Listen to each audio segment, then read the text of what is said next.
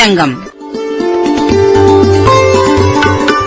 யார்கொளோ சதுரர் உரை வழங்குகிறார் முனைவர் K.R. ஆறுமுகத்தமிழன் அவர்கள். மனிதர்கள் அறிவுக்கும் நம்பிக்கைக்கும் இடைப்பட்டு நிற்பவர்கள்.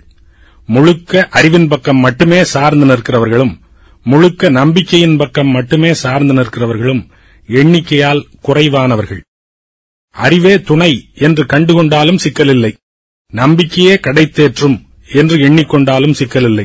ஆனால் நம்பிக்கையால் ஒன்றை பற்றிக் கொண்டு விட்ட பிறகு அந்த நம்பிக்கையை அறிவின் கேள்விக்கு உள்ளாக்குவது சிக்கல். தேற்றித் தெளிமின் தெளிந்தீர் கலங்கன்மென் என்கிறது திருமந்திரம். தேரான் தெளிவும் தெளிந்தான் கண் ஐயுறவும் தீரா இடும்பை தரும் என்கிறது குறள். நம்புவதற்கு முன்னால் எவ்வளவும் கேளுங்கள், என்னவும் ஐயுறுங்கள். ஆனால் நம்புவதற்கு தலைப்பட்டு விட்ட பிறகு கேட்காதீர்கள், துன்பப்படுவீர்கள். கேள்வி கேட்டு அமைதல் என்பது அறிவை துணையாக கொள்கிறவர்கள் கடைபிடிக்க வேண்டிய வழிமுறை. நம்புகிறவர்கள் கடைபிடிக்க வேண்டிய வழிமுறையோ எனில் முதலையைப் போல மூர்க்கனைப் போல தான் நம்பிய ஒன்றை சற்றும் விடாமல் சிக்கென பற்றுதல். என்றாலும் பற்றிக் கொள்கிறவர்கள் சந்தேகப்படுகிறார்கள், கேள்வி கேட்கிறார்கள். நம்முடைய பற்றுதல் சரிதானா, அது அறிவுக்கு உகந்த செயல்தானா, அது நம்மை கடைத்தேற்றுமா என்று மயங்குகிறார்கள். மாணிக்கவாசகர் உட்பட. என்ன சிக்கல்? பற்றத் தகுந்தது எது என்பதா, அல்லது பலன் கருதி பற்றிக் கொண்டது கருதிய பலனை தருமா என்பதா? சிலர் அறிவின் வழிபட்டு கொள்கைகளை பற்றுவார்கள், சிலர் நம்பிக்கையின் வழிபட்டு தலைவர்களை பற்றுவார்கள். கொள்கைகளை பற்றியவர்களுக்கு பலனை பற்றி கருத்திருக்க முடியாது. ஆனால் தலைவர்களை பற்றியவர்கள் பலன் கருதியே பற்றினார்கள். ஆகவே பலனை குறித்து அவர்கள் கவலை கொள்வது புரிந்து கொள்ளக்கூடியதுதான். மாணிக்கவாசகருக்கு தான் பற்ற வேண்டுவது எது என்பதை பற்றி எந்த மயக்கமும் இல்லை.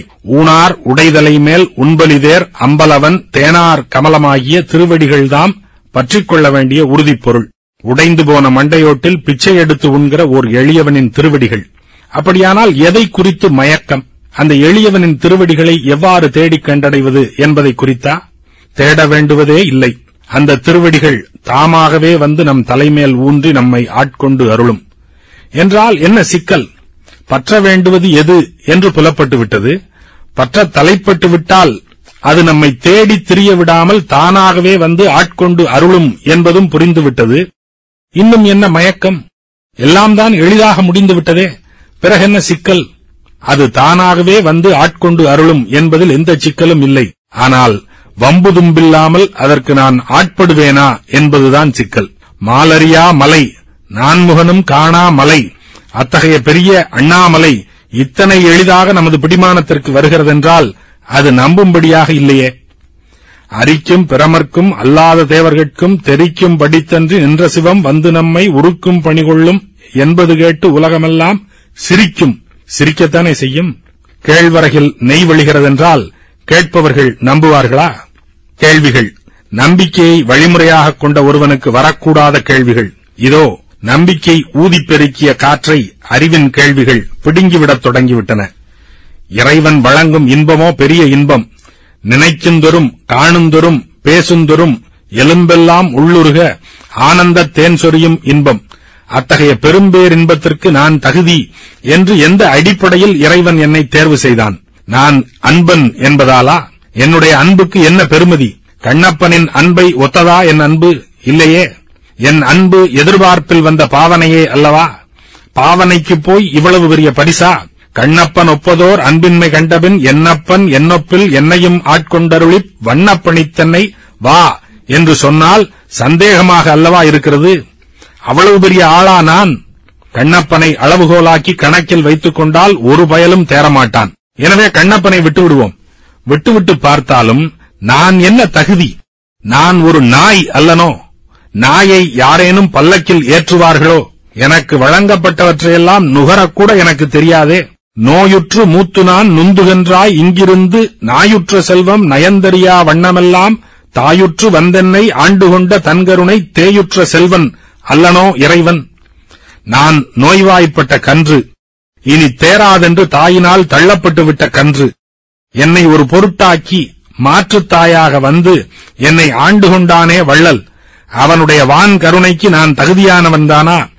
தான் பெற்ற செல்வம் எத்தகையது என்று உணரக்கூட தெரியாத நாயைப் போல நான் பெற்ற செல்வத்தை குறித்து நயம் பாராட்டக்கூட எனக்கு தெரியாதே. நான் யார்? பொருத்தமின்மையேன் பொய்மையுண்மையேன் போத என்றனை புரிந்து நோக்கவும் வருத்தமின்மையேன் வஞ்ச உண்மையேன் அல்லவா? நான் பொருத்தமில்லாதவன். உண்மை என்பது எனக்கு பொய்மை, பொய்மைதான் எனது உண்மை. வா என்று வரவேற்கிறவனை மதித்து போக வேண்டுமே என்ற வருத்தம் கொள்ளாதவன். உள்ளே போய் சிக்கிக் கொண்டு விடாமல் வெளியே இருந்தவாறே ஏமாற்றுவதற்கு ஏதேனும் வழியுண்டா என்று ஆராய்கிற வஞ்சகன். நான் பக்தனில்லை, பக்தனைப் போலச் செய்கின்ற நடிகன். கடுஞ்சுத்த அயோக்கியனாகிய என்னை ஒரு பொருட்டாக கருதி இறைவன் இழுக்கிறான் என்றால் எதற்காக இதையெல்லாம் எனக்கு செய்கிறான்? ஒருவேளை என்னிடம் ஏதும் கைமாறு கருதுகிறானா? எனக்கு கொஞ்சமும் தகுதியில்லாத இன்பத்தை கொடுத்துவிட்டு இதற்கு கைமாறு கொடு என்று கேட்டால் நான் எங்கே போவேன்? கைமாறு கொடுக்கிற அளவிற்கு என்னிடம் என்ன இருக்கிறது? அன்பினால் அடியேன் ஆவியோடாக்கை ஆனந்தமாய்க் கசிந்துருக என்பரமல்லா இன்னருள் தந்தாய் யான் இதற்கிலன் ஓர் கைமாறு என்று கையை விரிப்பதைத் தவிர என்னால் வேறென்ன செய்ய முடியும்? இன்பம்தா என்று நான் இறைவனிடம் கேட்டேன்தான். ஆனால் இவ்வளவு பெரிய இன்பத்தையா கேட்டேன்? இப்படி இடையீடே இல்லாமல் எப்போதும் பொழிகிற இன்பத்தையா கேட்டேன்? இதை வாங்கிக் கொள்வதற்கும் நாளைக்கும் நாளை மறுநாளுக்குமாக சேமித்து வைப்பதற்குமான பாத்திரம் கூட என்னிடத்தில் இல்லையே. இன்பத்தை அவன் வழங்குவதற்கும் நான் நுகர்வதற்கும் இடமும் பொழுதும் இல்லையா? பொழிவது என்று வானம் தீர்மானித்து விட்டால் பூமி வாங்கிக் கொண்டு விட வேண்டியதுதானா? இது என்ன பெருந்திணை காமமாக அல்லவா இருக்கிறது? மிக்க காமத்து மிடலாக அல்லவா இருக்கிறது? கலித்தொகையில் ஒரு பாடல். செய்வதறிகல்லேன் யாது செய்வன்களோ ஐவாய் அரவின் இடைப்பட்டு நைவாரா மையில் மதியின் விளங்கு முகத்தாரை வவ்விக் கொழலும் அரண் எனக் கண்டன்று அறமது கண்டற்றாயின் திறனின்றி கூறுஞ்சொல்களான் நலிதரும் பண்டு நாம் வேறல்லம் என்பதொன்றுண்டால் அவனோடு மாறுண்டோ நெஞ்சே நமக்கு. எப்போது வழங்குவது என்பதும் எவ்வளவு வழங்குவது என்பதும் எல்லாம் அவன் விருப்பமா? வாங்கும் திறனை பாராமல் வழங்குகின்றானே, அதனால் என்ன? தன் விருப்பத்திற்கு தலைவன் வந்து வழங்கிய போது தலைவி அதை மறுக்க திறனின்றி எவ்வாறு அன்பினை முகப்பாகக் கொண்டு சிக்கலை வென்று மேலேறிவிட்டாளோ அவ்வாறே இறைவன் தானே வந்து நம்மை தலையெழித்தாட்கொண்டு அருளும்போது நாமும் அன்பினை முகப்பாகக் கொண்டு சிக்கலை வென்று மேலேறிவிட வேண்டியதுதான். பிரச்சனை என்னவென்றால், அன்பினை முகப்பாகக் கொண்டு மேலேறுவதற்கு என்னிடம் ஏது அன்பு? இந்த பெருங்காமத்திற்கு நான் பாத்திரந்தானா? சோறு கேட்டு வந்தவனுக்கு சோற்றை கொடுக்காமல் யானையையா கொடுப்பார்கள்? ஒரு குவளை தண்ணீர் கேட்டு வந்தவனுக்கு கங்கையையா கொடுப்பார்கள்? கங்கையை கொடுத்தால் அதை நான் வாங்க முடியுமா அல்லது தாங்க முடியுமா?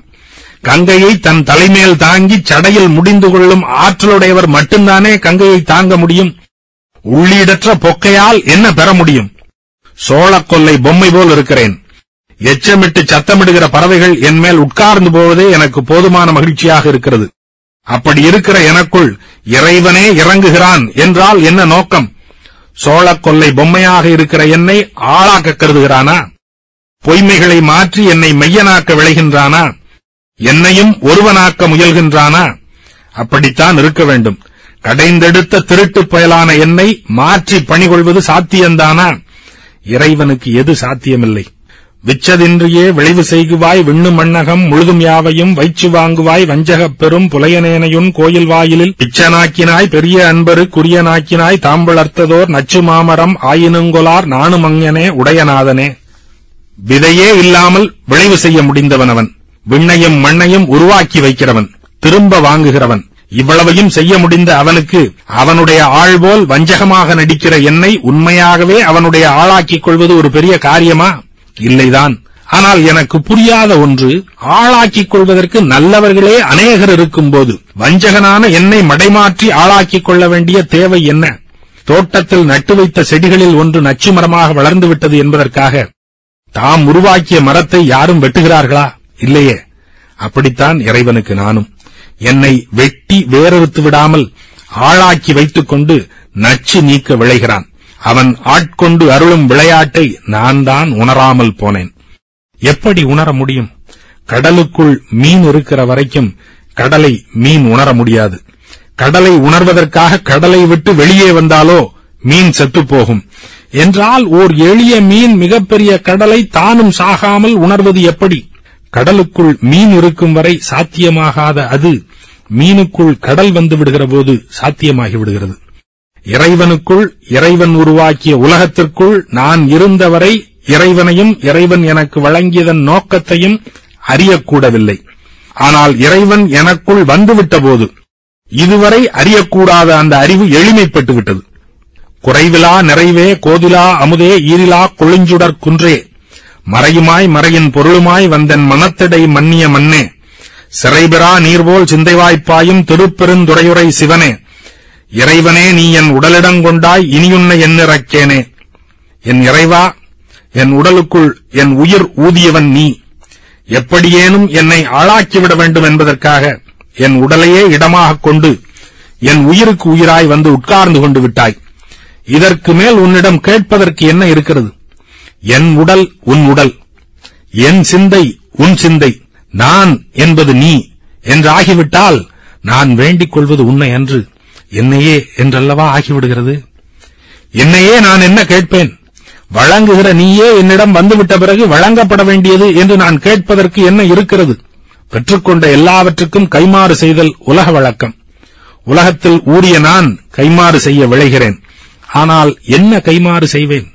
சிக்கல்கள் இரண்டு. நான் பெற்றுக்கொண்டது மிகவும் பெரியது என்பதொன்று, கைமாறு செய்ய என்னிடம் எதுவுமே இல்லை என்பது மற்றொன்று. தந்தது உந்தன்னை கொண்டது எந்தன்னை சங்கரா ஆர்களோ சதுரர் அந்தமொன்றில்லா ஆனந்தம் பெற்றேன் யாது நீ பெற்றதொன்றென்பால் சிந்தையே கோயில் கொண்ட எம்பெருமான் திருப்பெருந்துறையுரை சிவனே எந்தையே ஈசா உடலிடங்கொண்டாய் யானிதற்கிழனோர் கைமாறே. என் உடலை இடமாகக் கொண்டு உள்ளத்தை கோயிலாகக் கொண்டாய். இப்போது நான் நானாக இல்லாமல் போய்விட்டேன்.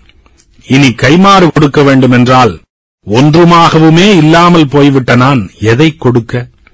எதையுமே கொடுக்க முடியாத, ஒன்றுமாகவுமே இல்லாத என்னை எடுத்துக்கொண்டு எல்லாமாகவும் இருக்கிற உன்னை தந்தாயே சங்கரா. இந்த பண்டமாற்றை செய்து கொண்ட நம் இருவரில் யார் கெட்டிக்காரர்? தெரிந்தே இழந்த நீயா அல்லது தெரியாமலே பெற்ற நானா? எனக்குள் நீ வந்து விட்டதால் நானே அல்லவா? யார்கொளோ சதுரர். உரை வழங்கினார் முனைவர் KR ஆறுமுகத்தமிழன் அவர்கள்.